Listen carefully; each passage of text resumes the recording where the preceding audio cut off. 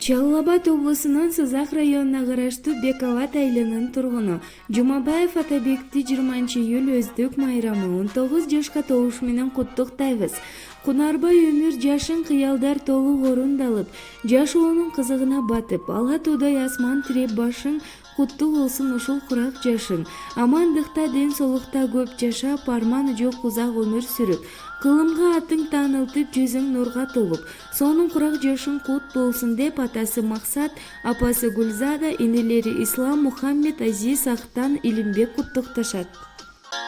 Бүгүн майрам бүгүн, бүгүн сенин күнүң. Айтылар калолор, ырларда сен үчүн. Толтура куйгула, калтырбай бакалды.